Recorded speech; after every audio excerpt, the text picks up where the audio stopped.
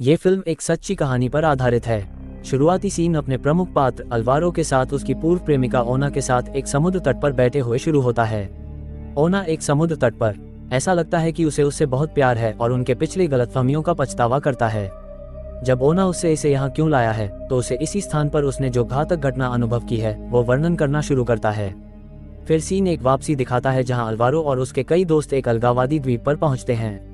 वे पूरे दिन सर्फ करते हैं और अपने जीवन का समय बिताते हैं। पता चलता है कि अल्वारो और उसका सबसे अच्छा दोस्त नीलो पेशेवर सफर हैं और वे नियमित रूप से ऐसी यात्राओं पर जाते हैं। रात में वे समुद्र तट के पास शिविर स्थापित करते हैं और एक बड़ा पार्टी करते हैं। तब नीलो अपने करीबी दोस्तों को एक बॉनफायर के पास इकट्ठा करता है और कुछ महत्वपूर्ण बातें खोलता है। उसका कहना है कि वो जल्द ही कनाडा जा रहा है क्योंकि उसके पास अब एक खास इंसान है और वह एक मुंह से नहीं है। उसकी पत्नी हाल ही में गर्भवती हुई है, इसलिए उसे उसके साथ बसने की योजना है। इस सुनते ही नीलो के सभी दोस्त उसके लिए खुश हैं, केवल अल्वारो के लिए नहीं। वो स्पष्ट रूप से उदास है लेकिन इस समय कुछ नहीं कहता है। जब बातचीत चलती है तो अल्वारो को दिखाई देता है कि उसकी पूर्व प्रेमिका ओना दूसरे आदमी के साथ नाच रही है। ये पता चलता है कि दोनों हाल ही में उसकी विश्वासघात और झूठ के कारण टूट गए हैं।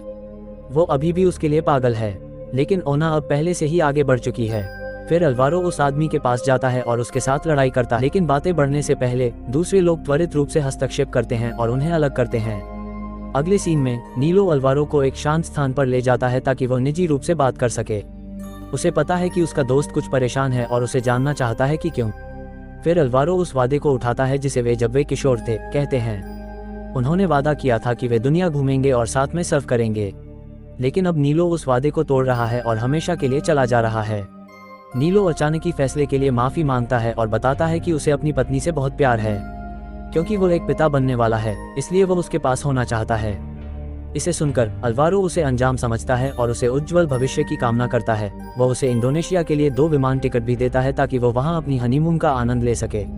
ये पता चलता है कि अल्वारो ने उनके लिए सर्फ करने के लिए टिकट खरीद लिए थे, लेकिन अब जब नीलो जा रहा है तो उसे और जाना नहीं चाहिए। अगले सुबह जल्दी ही अल्वारो दूसरी ओर दौड़ता है। कल रात के पीने के सत्र के कारण उसे बुरा सरदर्द हो रहा है, लेकिन उसे इसे नजरअंदाज करता है और उसे करने के लिए आगे बढ़ता है जो उसे सबसे ज्यादा प्यार है, सर्फिंग। रास्ते में उसे अपने सहकर्मियों नीलो और अपने परिवार के सदस्यों से कई संदेश मिलते हैं। उसकी बहन उसे बताती है कि आज उसका जन्मदिन है और उसे सलाह देती है कि वह कभी कभी घर पर कॉल करे क्योंकि उसकी माँ उसे अक्सर याद करती है।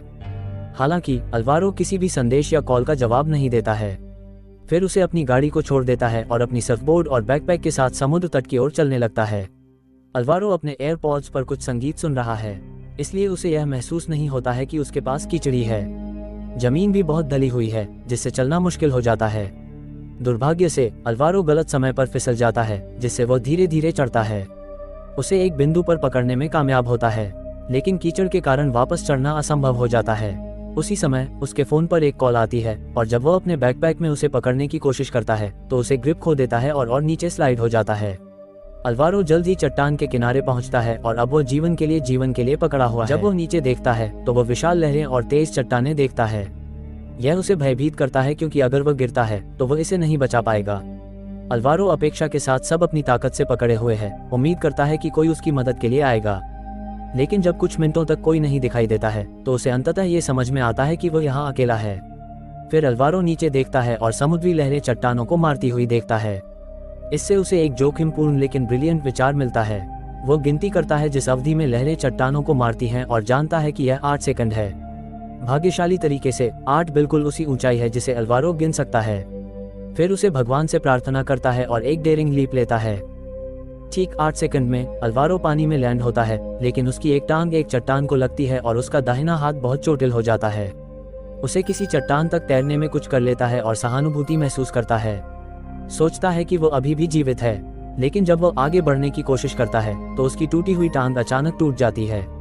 इससे वो गिर जाता है और एक चट्टान को मारता है, जिससे वो बेहोश हो जाता है। जब अल्वारो जागता है, जब अल्वारो अपने होश में आता है तो उसे पता चलता है कि उसने अपने सिर और पेट में चोट लगा ली है। उसकी कमर पर भी एक गहरी कटाव है। बेकार, वह मदद के लिए अपना फोन निकालता है, लेकिन वो पानी से बिगड़ चुका है, जैसे कि एक सफर के पास एक पानी संरक्षित फोन नहीं होगा। फिर वह मदद के लिए चिल्लाता है, लेकिन उसे सुनने वाला कोई नहीं है। जब उसके सभी प्रयास असफल हो जाते हैं तो वह अपनी घावों की जांच करने का फैसला करता है। वो अपनी कमीज को अपने हाथ में बांधकर खून रोकता है और फिर अपनी टांगें हिलाने की कोशिश करता है। अल्वारो खुश है कि वे अभी भी काम कर रहे हैं, लेकिन उसके चोटिल हाथ और टांग के कारण वह चल नहीं सकता। थका हुआ और चक्कर आने वाला, वो फिर पत्थर पर सो जाता है। जब वह जागता है तो उसे बहुत दुख होता है कि मदद अभी तक नहीं पहुंची है, इसलिए वह अपने हाथों में मामले को लेने का फैसला करता है। वह जगह को सावधानी से देखता है और दूसरे समुद्र तट की ओर तैरने का फैसला करता है। एकमात्र समस्या यह है कि अल्वारो केवल अपने हाथों और पैरों का एक ही उपयोग कर सकता है। फिर भी वह अपने बैकपैक को खींचता है और पानी में कूदता है। कुछ समय तक पेडलिंग करने के बाद उसे मांसपेशियों के द्वारा होने वाले दर्द के कारण पेट में तेज दर्द महसूस होता है और अंदरूनी खूनीरहन की वजह से वो दर्द सहने की कोशिश करता है, लेकिन यह नहीं जाता है। इस समय तक उसने इतना समुद्री पानी पिया है कि उसे कमजोरी महसूस होने लगी है। जब उसे कोई समाधान नहीं सोच पा रहा होता है तो वह अपने जीवन पर हार मान लेता है और डूबना शुरू कर देता है। इस निर्बलता की स्थिति में गुएवरा के सामने उसका जीवन झलकता है। वह अपनी पूर्व प्रेमिका के साथ बिताए गए समय को याद करता है और वह कितने खुश थे उस समय। यह अचानक उसकी जीवन जीने की इच्छा को जगा देता है, इसलिए वो फिर से तैरता है, अपने उत्तेजना के साथ उठाया गया। वर्तमान में ओना रो रही है जब उसने ये सब सुना। वो उसे सब कुछ माफ करती है जो उसने पिछले में किया है, लेकिन कहती है कि वो अब उसके साथ नहीं रह सकती। वो उसे कहती है कि वो अपना जीवन शून्य से शुरू करे और उसे अच्छा करे और उसे अलविदा करती है। जाने से पहले अल्वारो खड़ा होता है और रोकने की कोशिश करता है, लेकिन ये पता चलता है कि यह सिर्फ उसकी कल्पना है। वह खुद को समुद्र तट की ओर रेंगते हुए देखता है और जब वह जागता है तो वह समुद्र तट पर लेटा हुआ पाया जाता है। 24 घंटे बीत चुके हैं और उसकी हालत खराब हो रही है। समुद्र तट पर हम उसे लेटे हुए देखते हैं जहां एक बड़ा SOS संदेश है। उम्मीद है कि कोई उसे देखेगा। वह अपनी जख्म पर संक्रमण से बचाने के लिए अपनी बैग से कुछ टिनफॉयल निकालता है और उसे बांध लेता है। कुछ समय बाद अल्वारो को ध्यान आता है कि निकटवर्ती एक सर्फ नाव तैर रही है। वह समझता है कि यह उसका यही मौका हो सकता है कि वह यहाँ से बाहर निकले, क्योंकि वह धीरे धीरे इसकी ओर रेंगता है, लेकिन ऊंची ज्वारों ने उसे एक पत्थर से धक्का मारकर बेहोश कर दिया। जब अल्वारो अपने होश में आता है तो वह खुद को लहरों में तैरते हुए पाता है। वह खतरनाक रूप से चट्टानों के करीब है और एक मार सकती है उसकी मौत। अपने आप बाहर आना असंभव होने के कारण अल्वारो निर्णय लेता है कि वह अपनी बैग को एक हुक के रूप में उपयोग करेगा। भाग्यशाली रूप से ये योजना काम करती है। वो किसी तरह से एक चट्टान पर पकड़ लेता है और ऊंची लहरों से ऊपर खींच लेता है। अगले सीन में अल्वारो को हेलीकॉप्टर का ध्यान पड़ता है और यह उसे कुछ उत्साहित करता है। वह अपनी सारी ऊर्जा का उपयोग करता है और उनका ध्यान आकर्षित करने की कोशिश करता है, लेकिन कोई सफलता नहीं मिलती है। ऊंची लहरों के कारण हेलीकॉप्टर उसे सुन नहीं पा रहा है और जल्द ही गायब हो जाता है। बाद में जब अल्वारो सो रहा होता है, एक शरारती मुर्गा उसके पास आता है। सोचता है कि वो मर चुका है। वो उसके घावों को काटने लगता है, जिससे वे और भी बदतर हो जाते हैं। अल्वारो जल्दी से पक्षी को दूर भगाता है और तट की ओर लौटता है। वह बहुत प्यासा है, इसलिए वो पानी की तलाश करने के लिए आसपास देखना शुरू करता है। वो स्वाभाविक रूप से कोई नहीं मिलता है और बुरी तरह से उसका हाथ मछली पकड़ने के लिए एक मछली पकड़ने का हुक द्वारा छेदित हो जाता है। अल्वारो को यह नहीं पता कि खून रोकने का तरीका क्या है, इसलिए वह इसे थोड़ी सी रेत लगाता है। उसके बाद वह इसे पीने के लिए टिनफॉयल के टुकड़े पर पेशाब करता है, लेकिन यह असफल हो जाता है क्योंकि इसमें अधिकांश खून होता है। रात में तापमान गिरता है, इसलिए अल्वारो ठंड से बचने के लिए टिनफॉयल में खुद को लपेट लेता है। कुछ समय बाद वह आसमान में बिजली और गर्जन को देखता है। इससे उसके दिमाग में वो भयानक कल्पित ड्रैगन सॉन्ग फंस जाता है और वह इसे सब कुछ समाप्त करना चाहता है, लेकिन यह उसे भी यह भावना दिलाता है उसे ये लंबे समय तक अपने दिमाग में फंसना चाहिए और वह इसे सब कुछ समाप्त करना चाहता है। लेकिन यह उसे आशा दिलाता है कि वह जल्द ही पानी पीने के लिए सक्षम होगा। हालांकि उसकी बुरी किस्मत के कारण बारिश कुछ बूंदों के बाद ही रुक जाती है। बेबस अल्वारो वापस सो जाता है और भगवान से प्रार्थना करता है कि मैं मरना नहीं चाहता। सुबह उसे अचानक फोन की घंटी की आवाज से जगाया जाता है। वो उसे हर जगह ढूंढता है, लेकिन उसे नहीं मिलता। जब घंटी बजना जारी रहता है तो उसे ये समझ में आता है कि यह रेत में दबा हुआ है, इसलिए वो खुदाई करना शुरू करता है और अंततः अपना सेल फोन ढूंढ लेता है। अल्वारो को ध्यान आता है कि उसके माता पिता ने उसे वीडियो कॉल किया है, इसलिए वह तत्परता से उसे उठाता है, हालांकि इससे उसकी बैटरी खत्म हो जाएगी।